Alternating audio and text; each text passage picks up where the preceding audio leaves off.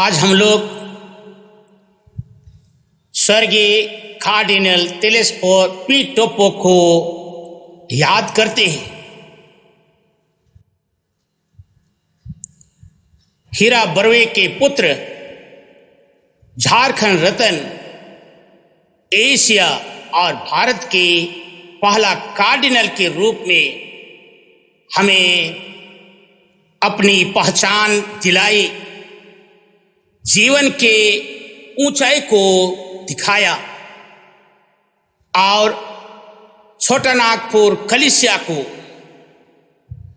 गहरी आध्यात्मिकता का राह दिखाया। ईश्वर से हमारी प्रार्थना है कि उन्हें अनंत विश्राम दे। हम लोग सामान्य काल के 28वें रविवार में प्रवेश कर रहे हैं। आज के दिन अबिला की संत तेरेसा का भी पर्व है। हम उसके माध्यम से एक दूसरे के लिए हम प्रार्थना करें। आज का पाठ हम प्रत्येक जन को कहता है, क्या तुम ईश्वर के राज से आने वाला प्रीति भोज का निमंत्रण स्वीकार करते हैं? नबी यशायाह अपने ग्रंथ अध्याय 25 पद संख्या 6 से 10 में कहते हैं, विश्वमंडल का प्रभु इस पर्वत पर सब राष्ट्रों के लिए एक भोज की तैयारी करेगा। उसमें रसदार मांस परोसा जाएगा और पुरानी तथा बढ़िया अंगूरी।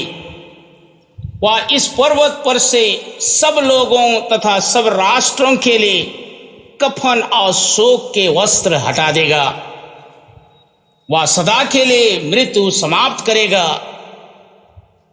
प्रभु ईश्वर सबों के मुख से आंसू पोंछ डालेगा। वह समस्त पृथ्वी पर से अपनी प्रजा का कलंक दूर कर देगा, क्योंकि प्रभु ने यह कहा है। ईश्वर नबी यशायाह के ग्रंथ के माध्यम से हम प्रत्येक जन को आश्वासन देते हैं कि मैं तुम्हारे जीवन से मृत्यु, तुम्हारे जीवन से शोक हटा दूंगा और तुम्हारे मुख से आंसू पोंछ डालूंगा। इसके बाद ना शोक रहेगा, ना संताप, ना मृत्यु रहेगी, ना किसी प्रकार का विलाप। आगे कहते हैं, तुम्हारे मन प्राण के हृदय के सभी पाप कलंक दूर कर दूंगा।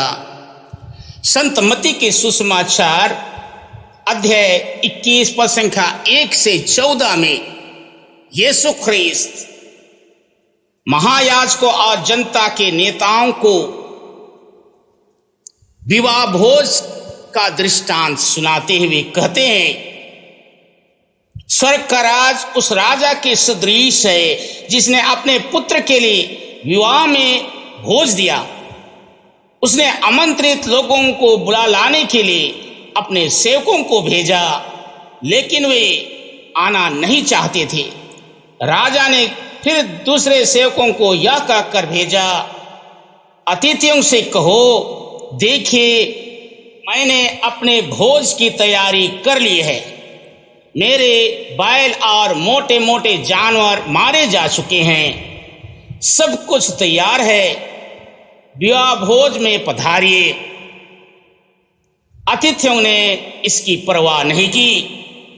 कोई अपने खेत की ओर चला गया तो कोई अपना व्यापार देखने।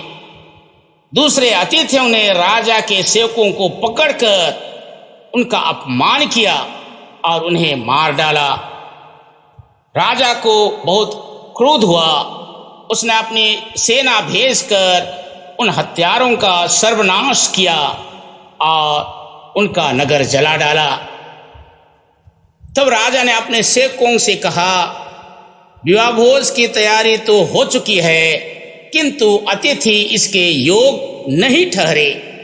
इसलिए चौराहों पर जाओ और जितने भी लोग मिल जाएं सबको विवाह भोज में बुला लाओ। सेवक सड़कों पर चले गए और भले बुरे जो भी मिले सबको बटोर कर ले आए और विवाह मंडप अतिथियों से भर गया। प्रियजन, प्रभु स्वर्गराज में प्रवेश करने के लिए हमें आमंत्रित कर रहे हैं।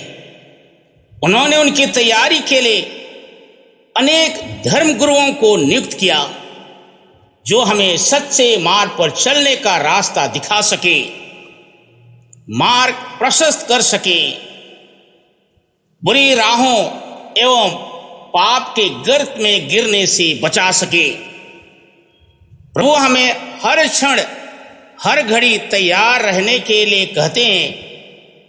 हृदय को पवित्र रखें ताकि हम विवाह भोज में शामिल होने के योग बन सके। इस विवाह भोज का संपूर्ण आनंद उठा सके जब हम अपने पापमय जीवन, गुनाहों एवं पापों के लिए पश्चाताप किया है। अगर हम ऐसा राहों पर चलेंगे तो ईश्वर हमें उस विवाह भोज में शामिल होने का मौका नहीं देंगे। ईश्वर के द्वारा दिए गए ये निमंत्रण को स्वीकारना तथा उसके लिए अपने आप को तैयार रखना प्रत्येक ख्रिस्ती का अपना कर्तव्य है। आंखें ही होती हैं दिल की जुबां, ये किसी हिंदी गाने के बोल हैं। जिस बात को हम कह नहीं सकते और जो हमारे दिल के अंदर रह जाती है उसे हमारी आंखें जो बाहर है बयां कर डालती है।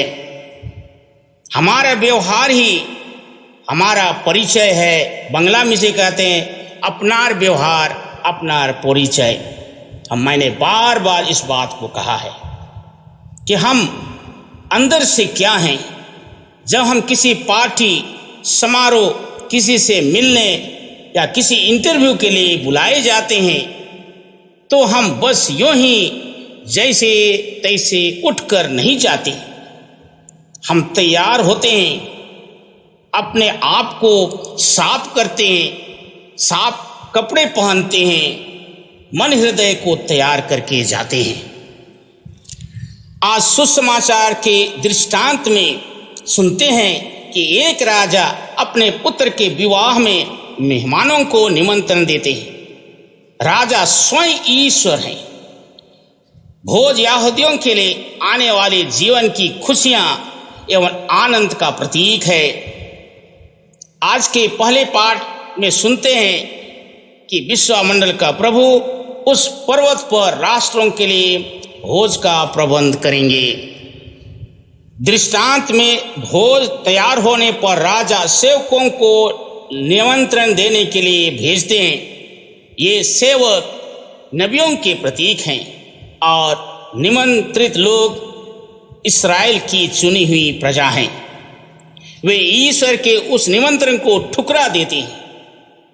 राजा दूसरी बार सेवकों को भेजते हैं और वे सेवक यीशु ख्रीस्त के पहले के प्रेरित के प्रतीक हैं।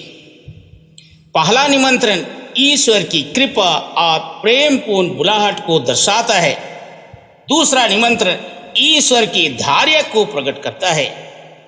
वे सब कुछ तैयार हो जाने पर भी इंतजार करते हैं कि कहीं निमंत्रित लोगों का मन परिवर्तन हो जाए।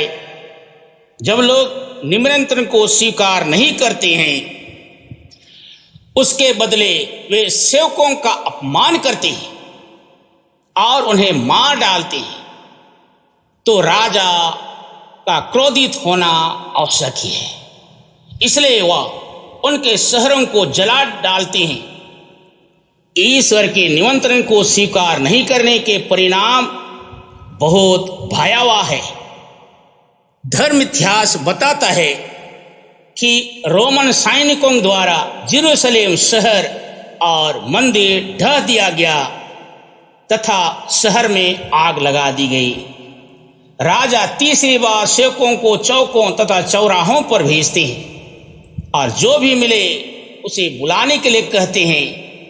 जब यहूदी ख्रीस्त को एवं उसके सुसमाचार को स्वीकार नहीं करते हैं तो सुसमाचार गैर यहूदियों के बीच प्रचार किया जाता है।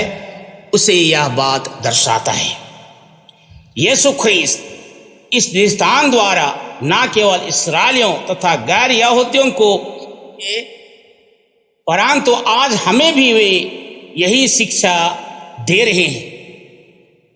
भोज जो आनंद और खुशी का प्रतीक है, राजा हम सभी को उसमें शामिल होने के लिए निमंत्रण देते हैं। ईश्वरीय जीवन या ईश्वर के साथ जीने के लिए जहां हमें सच्चा आनंद, सच्ची खुशी मिलेगी, हमें बुलाते हैं। अब सवाल है आपके लिए, मेरे लिए, कि क्या हम उस राजा या ईश्वर के उस निमंत्रण को स्वीकार करते हैं या उसकी कोई परवाह नहीं करते हैं? क्या हम विवाह उत्सव में वस्त्र धारण किए हुए तैयार हैं? प्रियजन, कौन नहीं चाहता ईश्वर के साथ जीवन बिताना?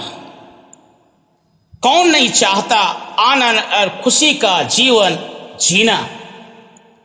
ईश्वर हमारा पिता है, हमें बनाने वाला है, जीवन देने वाला है एवं हमें प्यार करता है। वे हमारी अच्छाई चाहते हैं, हमारी खुशियां चाहते हैं। ईश्वर के पास क्षणिक या दुनियादारी खुशी से बढ़कर वास्तविक आंतरिक खुशी जिसका कोई अंत नहीं है।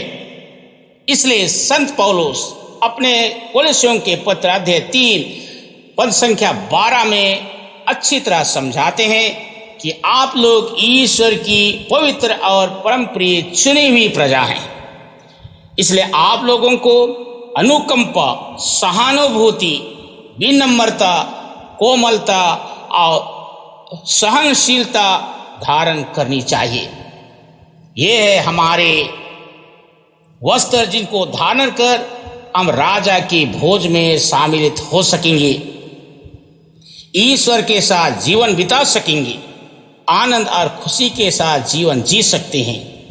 आइए हम प्रार्थना करें अपने लिए और सभी प्रियजनों के लिए कि ईश्वर सबके हृदय, सबके मन प्राण को तैयार करे, जिससे जब कभी भी बुलाहट आवे हम उनके निमंत्रण को स्वीकार करें और ईश्वर की कृपा हमें और हमारे परिवार के सब प्रियजन को मिले।